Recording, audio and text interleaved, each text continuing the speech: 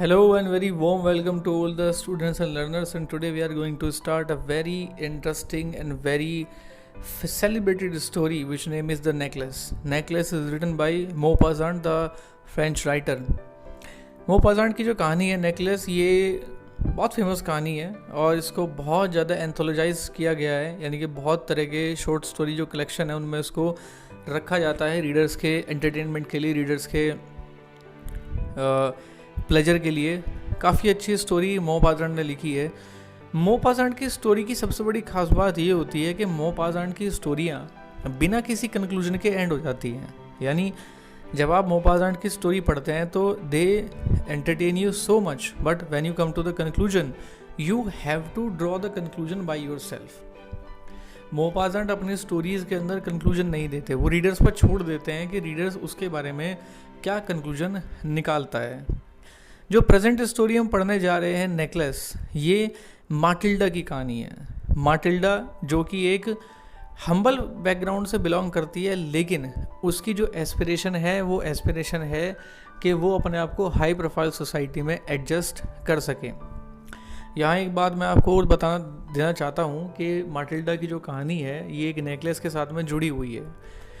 तो सेम जो subject matter है कुछ पार्शली, मतलब ऊपर से आप ये कह सकते हैं कि इसका जो कॉन्सेप्ट है नेकलेस का, वो प्रेमचंद की जो कहानी, जो प्रेमचंद का जो उपन्यास है गबन, कहीं ना कहीं ये उसके साथ में एक मैच करता है, क्योंकि सिमिलर स्टोरी वहाँ भी काम करती है। लेकिन खैर ये एक अलग तरह की कहानी है। गबन किसी अलग तरीके से उसको लिखा गया है, लेकिन इनका जो सब्जेक्ट मैटर है कहीं ना कहीं थोड़ा सा आपस में मैच करता है। लेकिन यहाँ हम किस कॉन्टेक्स्ट में इसको पढ़ेंगे, इसका क्या मतलब है नेकलेस का, और किस तरीके से ये रीडर उसको सरप्राइज़ करता है, ये हम जानेंगे स्टोरी को शुरू करने के बाद। इस स्टोरी की छोटी सी आउटलाइन मैं आपको बता देता हूँ कि नेकलेस की जो कहानी है माटिल्डा के आसपास घूमती है। जैसा मैंने आपको बताया, माटिल्डा एक हम्बल बैकग्राउंड से बिलोंग करती है, लेकिन अपने आप को हाई प्रोफाइल सोसाइटी के तौर तरीक़ों के साथ एडजस्ट करना चाहती है। अब वो अपनी एक दोस्त से नेकलेस उधार लेती है और नेकलेस बाई चांस उससे खो जाता है। अब वो कैसे उस चीज़ को पूरा करती है, कैसे उसको कंपनसेट करती है, we will come to know in the story. So let's start it. She was one of those pretty young ladies born as if through an error of destiny into a family of clerks. She had no dowry, no hopes, no means of becoming known, loved and married by a man either rich or distinguished. And she allowed herself to marry a petty clerk in the office of the Board of Education. She was simple, but she was unhappy. कहानी की जो शुरुआत है वो माटिल्डा के background से शुरू होती है। वो सुंदर है और ये उन यंग लेडीज़ की तरह है जो शायद भाग्य की गलती से एक ऐसी फैमिली के अंदर आ जाती हैं जहाँ पर सिर्फ क्लर्क काम करते हैं। उसके पास ना तो डाउरी है, ना उसके पास उम्मीद है, और ना ही उसके पास ऐसा कोई ज़रिया है कि वो मशहूर बन जाए, सबकी चहेती बन जाए, उसकी शादी किसी ऐसे रिच व्यक्ति से हो जाए या किसी प्रतिष्ठित व्यक्ति से हो जाए, ऐसी कोई उम्मीद भी नहीं है। इसलिए वो शादी कर लेती है बेचारे एक छोटे से क्लर्क के साथ में, जो कि ऑफिस में काम करता है बोर्ड ऑफ एजुकेशन में। वो बड़ी सिंपल है और खुश नाखुश थी। She suffered incessantly, feeling herself born old for delicacies and luxury. She suffered from the poverty of her apartment, the shabby walls and the worn chairs, all these things tortured and angered her. अब अपनी इस स्थिति की वजह से वो लगातार, incessantly का मतलब होता है इंटरवल, मतलब आफ्टर सम टाइम, मतलब बीच बीच में रुक रुक कर जो होता है, दैट इज़ इंसेसेंटली। तो बीच बीच में क्या है कि बेचारी सफरिंग करती रहती है, दुख उठाती रहती है, और उसके अपने ऊपर बड़ा गुस्सा भी आता है कि उसको वो सारी डेलिकेसीज, वो सारी लग्जरीज क्यों नहीं मिल रही जो दूसरों को मिली। अब जो उसकी गरीब जो स्थिति है उससे बड़ा नाखुश रहती है, जिस घर में रहती है उससे नाखुश रहती है, क्योंकि उसकी जो शैबी वॉल्स हैं, जीर्ण शीर्ण जो दीवारें हैं, टूटी फूटी दीवारें हैं और पुरानी चेयर्स हैं, उनको देख करके बार बार उसको गुस्सा आता है और वो टॉर्चर सा फील करती है। When she seated herself for dinner opposite her husband, who uncovered the tureen with a delighted air, saying, "Oh, the good pot pie! I've known nothing better than that." She would think of elegant dinners. जब वो अपने पति के साथ खाने की मेज पर बैठती थी उसके सामने, और उसका पति जब ढक्कन उठाता था खाने के उसका ढक्कन उठाता था तो खुशी से कहता था, अरे कितना अच्छा गुड हॉट पॉट पाई है, मैंने तो इससे बेटर आज तक देखा ही नहीं। तब वो एलिगेंट डिनर्स के बारे में सोचती थी, बहुत शानदार डिनर्स के बारे में सोचती थी। और shining silver, she thought of the exquisite food served in marvellous dishes. She had neither frocks nor jewels, nothing, and she loved only those things. वो उन डिशेस के बारे में सोचती थी जो कि अच्छे डिशेस के बारे में सोचती थी जो कि अच्छे बहुत ही शानदार थालियों में परोसा जाता था। एक बहुत ही शानदार खाना होता था। उसके पास ना तो पहनने के लिए अच्छे कपड़े थे, ना कोई ज्वेलरी थी, कुछ नहीं था, और उसको सिर्फ इन्हीं चीज़ों से प्यार था। She had a rich friend, a schoolmate at the convent, who she did not like to visit. She suffered so much when she returned. She wept for whole days from despair and disappointment. उसकी एक दोस्त भी थी, बहुत अमीर थी, उसके school के दिनों की दोस्त थी जब वो कॉन्वेंट के अंदर पढ़ा करती थी। हालांकि वो उसके पास जाना पसंद नहीं करती थी, लेकिन जब भी जाती थी और जब वापस आती थी तो पूरा दिन रोया करती थी निराशा में। अब आप ये लोग समझ गए होंगे कि वो निराश क्यों होती थी, क्योंकि उसकी जो अमीरी थी उसको देख करके बार बार उसको अपनी गरीबी पर तरस आता था। तो वो जो चीज़ें चाहती थी, जिन चीज़ों के पीछे भागती थी, जिन चीज़ों की उसको एस्पिरेशन थी, वो सारी उसके दोस्त के पास मौजूद थी जो वो अपने लिए चाहती थी। इसलिए उसके पास उन चीज़ों को देख करके उसको तकलीफ होती थी, इसलिए घर पर आकर रोती थी। One evening her husband returned elated, bearing in his hand a large envelope. एक दिन की बात है, शाम के समय उसका जो हस्बैंड था बड़ा खुश होता हुआ आया, उसके हाथ में एक एनवलप था। Here's something for you. देखो तुम्हारे लिए कुछ है। She quickly drew out a printed card on which were inscribed these words.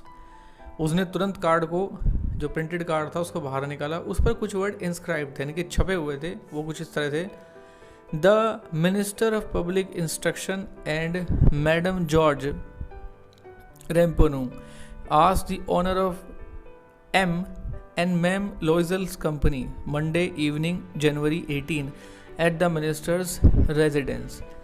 यानी कि मिनिस्टर के रेजिडेंस पर किसी ओकेजन पर उसको बुलाया गया था।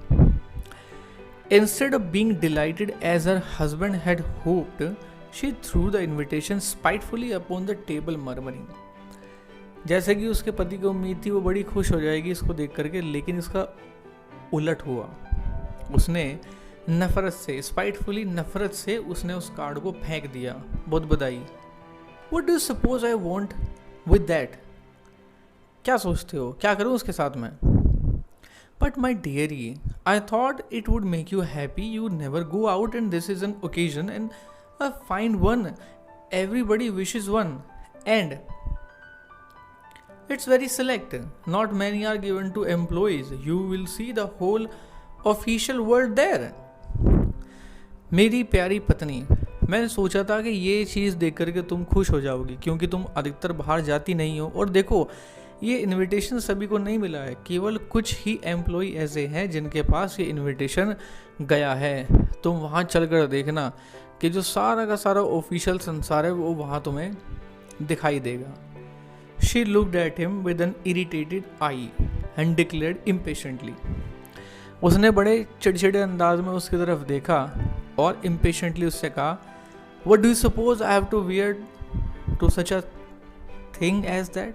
क्या लगता है ऐसे मौके के लिए क्या पहनूं? He had not thought of that.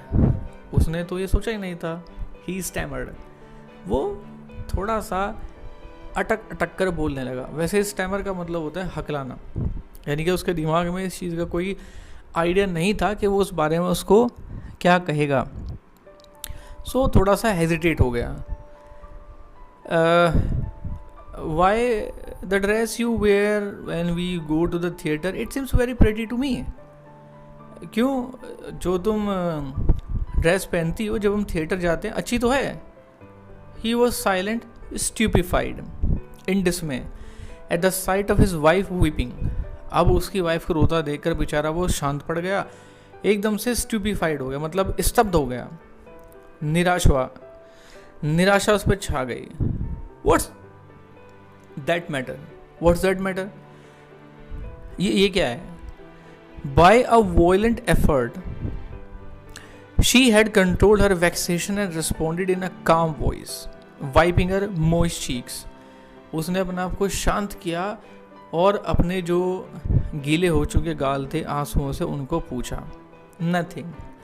Only I have no dress and consequently I cannot go to this affair. Go your card, give your card to some colleague. Those wife is better fitted out than I. नहीं, कुछ नहीं. मेरे पास ऐसे किसी occasion पर जाने के लिए कोई ड्रेस नहीं है. जाओ और ये कार्ड अपने किसी ऐसे एम्प्लॉय को दे दो, अपने किसी ऐसे कलीग को दे दो, साथी को दे दो जिसकी बीवी के पास मुझसे ज़्यादा अच्छे कपड़े हैं.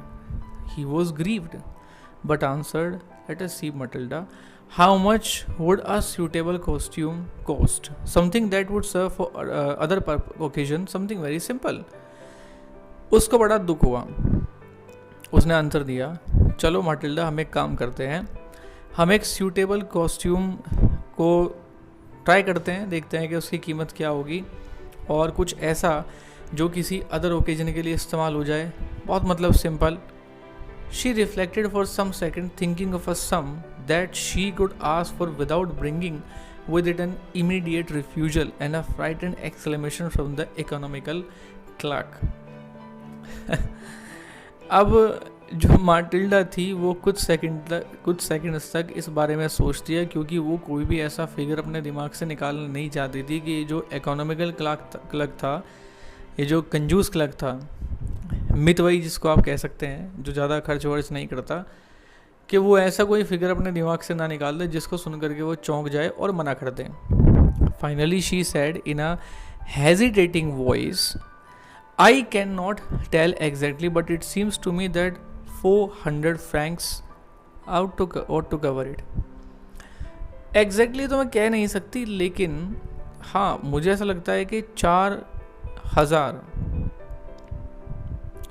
400 जो फ्रांक है वो इसके लिए ठीक रहेंगे. He turned a little pale, for he had saved just this sum to buy a gun that he might be able to join some hunting parties the next summer with some friends who went to shoot larks on Sunday.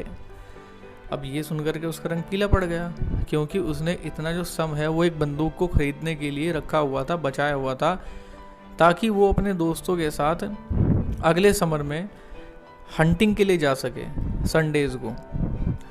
Nevertheless, he answered, फिर भी उसने जवाब दिया, very well, I will give you 400 francs, but try to have a pretty dress.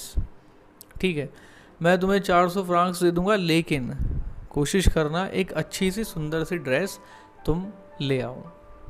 So this was the part 1 of the story, the necklace, and what will happen with Matilda and what she will do with the 400 francs, and will the dress that she is going to buy satisfy her needs. We will come to know in our next part of the story.